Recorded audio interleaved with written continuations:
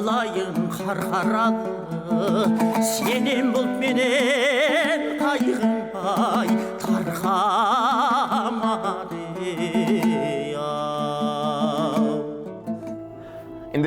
История Каркаролинска вобрала в себя множество интересных фактов, легенд и сказаний. Именно о них писал известный певец-композитор, борец за свободу казахского народа, живший на рубеже 19-20 веков Маби Бапиулы.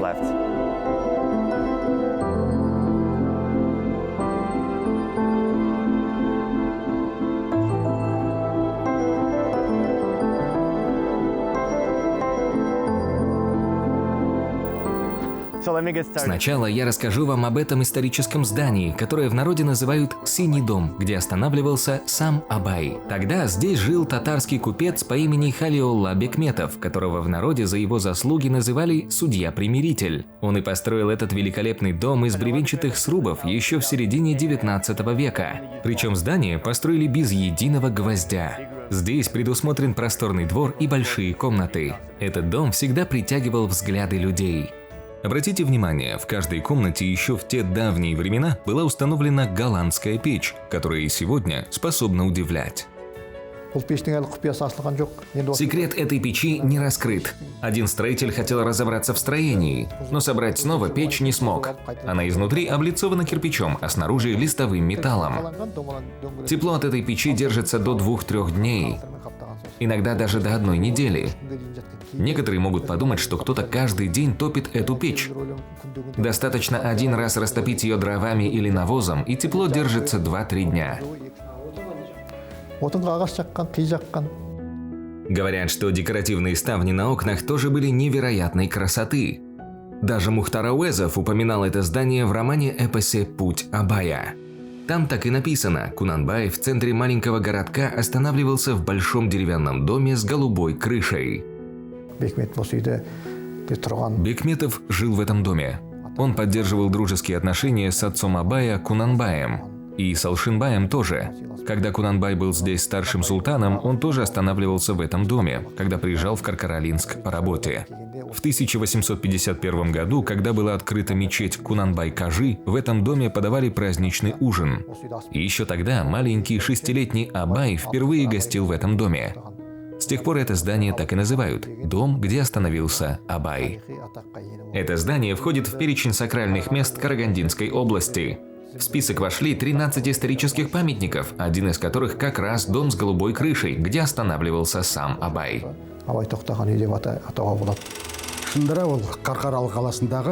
Действительно, дом Халиоллы Бекметова в Каркаролинске, построенный из дерева, который сейчас окрашен в синий цвет, имеет очень важное историческое значение.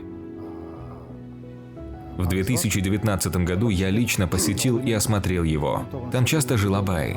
И его отец Кунанбай, приезжая в Каркаролинск, тоже гостил здесь.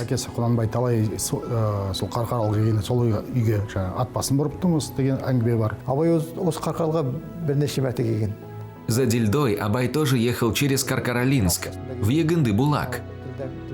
Кстати, Кунанбай и Алшинбай стали сватами именно в этом доме. С тех пор Абай приезжал в Синий дом, и на сватовство тоже отправился отсюда. И на первое посещение дома невесты. В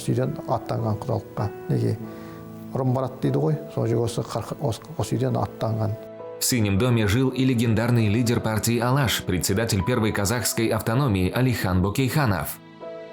Он провел здесь 2 года жизни, пока учился в медресе Зариф Молды в Каркаролинске.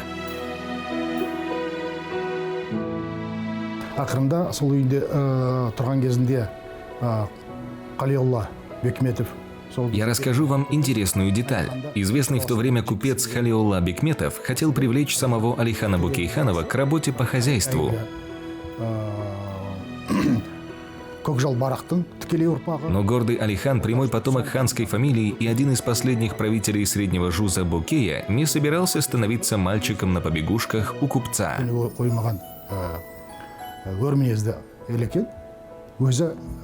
Так он и ушел из дома Бекметова, переехав в общежитие при начальной русско-казахской школе.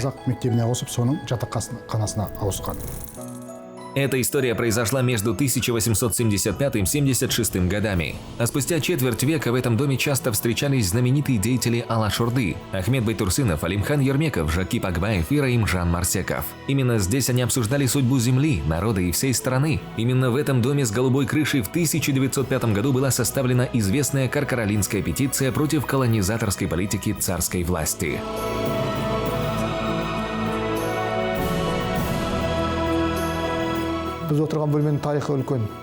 Историческая ценность этой комнаты, безусловно, колоссальна. Здесь в 1905 году деятели Алаш, Ахмед Байтурсынов, Жакип Акбаев, Имам Алимбеков и Максуд Бекметов под руководством Алихана Бокейханова написали знаменитую Каркаролинскую петицию. Почему здесь? Потому что дочь купца Бекметова Гульбахар вышла замуж за Жакипа Акбаева. Он был зятем этой семьи. Эти люди сидели в доме и прямо в этой комнате и составили петицию. Затем уже на Куяндинской ярмарке документ подписали 12 742 человека. Тогда же, в мае 41-го, доверенные лица из 22 властей тоже заверили подписями этот документ.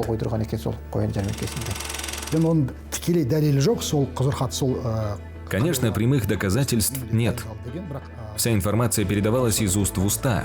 То, что петиция была подготовлена в доме купца Халиуллы и после была подписана на Куяндинской ярмарке, все это дошло до нас только благодаря рассказам. Опять же, по одним данным, документ подписали 12 тысяч человек. А по данным Алихана, опубликованным в московской газете «Сын Отечества» в 1905 году и в омской газете «Иртыш» в 1906 году, говорится о 14,5 тысячах человек, которые оставили свои подписи в Каркаролинской петиции. В любом случае, это историческая реликвия в Каркаролинске. Дом, считавшийся уникальным архитектурным произведением своего времени, чудом сохранился до наших дней. Причем во времена Советского Союза Синий дом на протяжении многих лет использовался как детский сад или школа. Реставрацию провели уже в наши дни, только к 150-летию Великого Абая.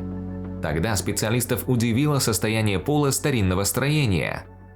Дело в том, что деревянные доски, уложенные внахлёст, без гвоздей, сохранились, несмотря на время.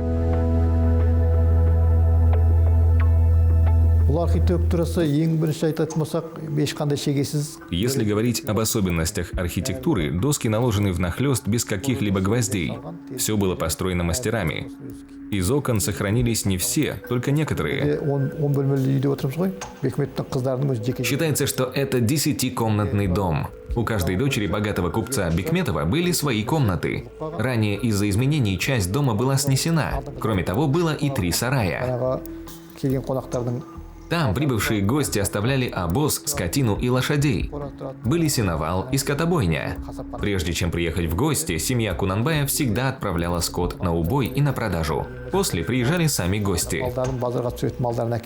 А Бекметов, как гостеприимный хозяин, всегда был рад встретить Кунанбая.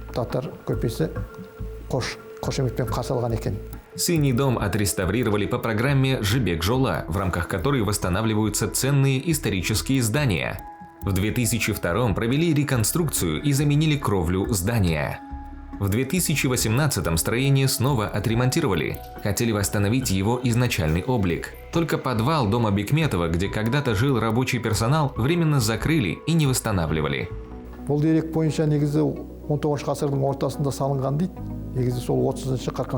По некоторым данным, дом был построен в середине 19 века. На самом деле это был 10-комнатный дом, построенный в 30-е и 40-е годы. Было 2 этажа. На первом этаже жил сам купец Бекметов со своей семьей. И здесь же встречали приезжих гостей. К примеру, Алшинбай, Кунанбай Кажи, Абай, деятели Алаш, Алихан Бокейханов, Ахмед Байтурсынов, все прибывшие в Каркаролинск люди останавливались в доме Бекметова. Всех их встречали здесь. На нижнем этаже жил рабочий персонал, была кухня. Там они готовили еду и приносили гостям на верхние этажи. Династия Бекметовых жила в этом доме до 1925-28 годов. А потом начались репрессии, гонения всех – богачей, купцов, священников. И этот дом просто забрали во время коллективизации. Затем из него сделали коммуналку. В Впоследствии здесь были детский сад, магазин и 8-летняя школа. Даже находилась музыкальная школа или школа искусств.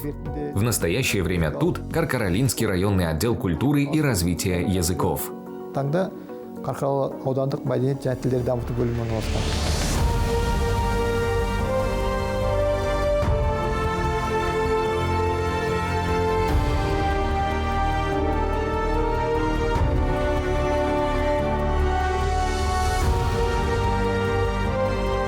А это еще одно историческое строение, связанное с Халиуллой Бекметовым. Говорят, что строительство мечети началось еще в 1847 году. В документах упоминалось, что для возведения будут собирать деньги у населения. Позже, в 1849-52 годах, ставший султаном в Каркаралинском округе Кунанбай Ускинбайулы лично взялся за все строительные работы. Именно поэтому в народе ее и называют мечетью Кунанбая.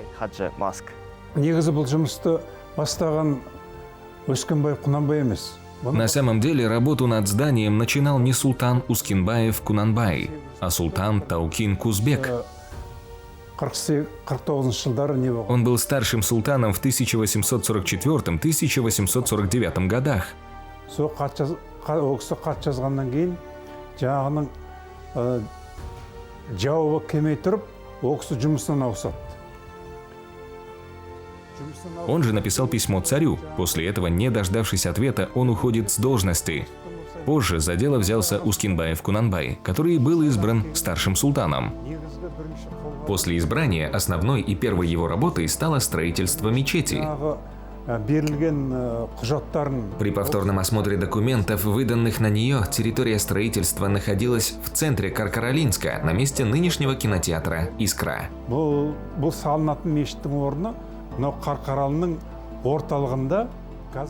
Напротив этого кинотеатра всегда были магазины, стояли примерно 8-9 магазинов.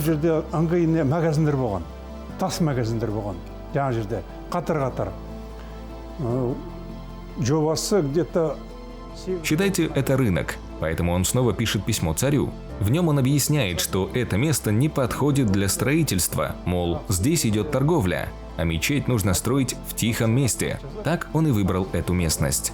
Ана салынатын жер баяғы таңдаған жер дұрыс емес. Ол жерде не жаңағы сауда жүріп жатады. Мешітті бір тиіс жерге қояйық, осы мына жерде осы дөңнің үстіне таңдайды ол кісі. Еще один пример, подтверждающий дальновидность Кунанбая, письмо, отправленное 7 января 1850 года.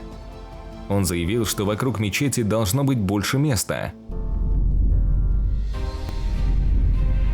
Татары, бухарцы, ташкентцы и другие иностранцы, получившие паспорта на торговлю и проживающие в Каркаралинске, являющиеся мусульманами, обратились ко мне с просьбой передать вам их желание построить свои дома рядом с мечетью. Однако они просят не расселять их в различные части города, опасаясь, что в случае изменения обстановки из-за торговли им придется продать свои дома. Возможно, скотоводам придется выделить земельные участки под Каркаралинском. Строители уже могут начинать готовить материалы.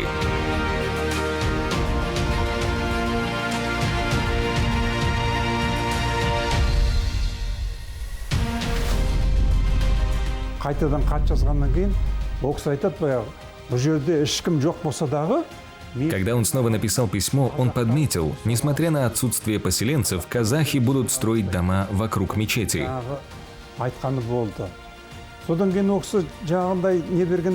Так и случилось. Поэтому пришло разрешение от царя на передачу участка для строительства. После Кунанбай приложил все усилия к сбору денег.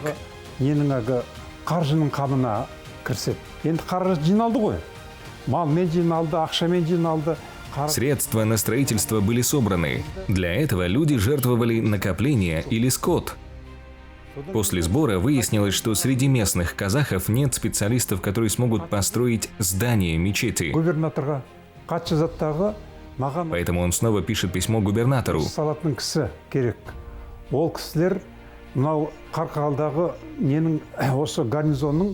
Там говорится, мне нужны люди для строительства мечети. Если солдаты Каркаралинского гарнизона окажут такую помощь, мы оплатим их труд.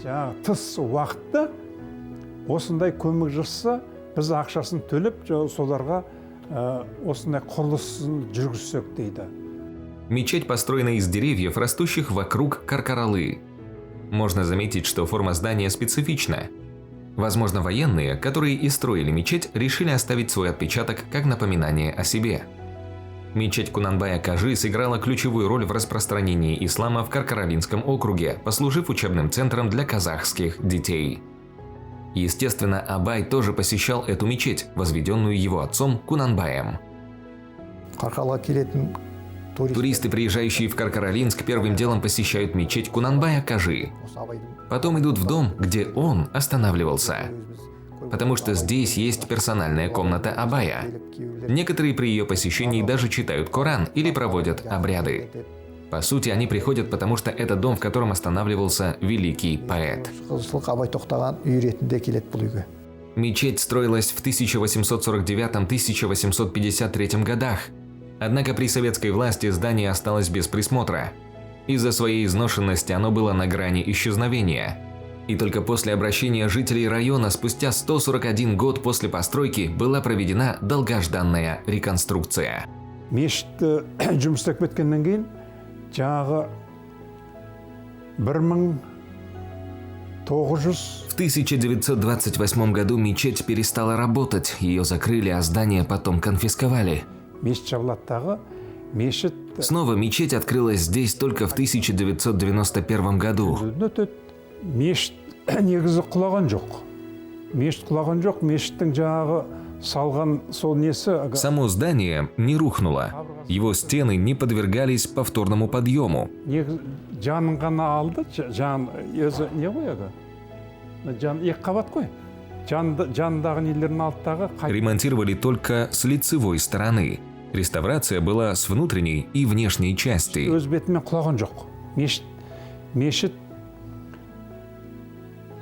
бірінші Как только не использовали это здание. Тут была и библиотека, и дом пионеров. После здание осталось совсем бесхозным. мешіттің асты жаңағы не сияқтағы біз бала кезімізде көрдік. Но в детстве мы видели, как возле мечети стояли лошади. Сонда иесіз қалды жаңағы мешіт. В этом и проблема, что это бесхозное здание. Если кто-то, не дай бог, решил бы тут, к примеру, что-то спилить, ему бы ничего не сказали. А ведь это святая земля. Ешкім оған қой деп айтпайды жаңағы. Оған қой деп айтпайды оған. Сол Құдай сақтап өзі Мечеть до сих пор цела только по воле Бога, несмотря на то, что осталось совсем без присмотра. оны совсем қараусыз қалған нәрсе ғой.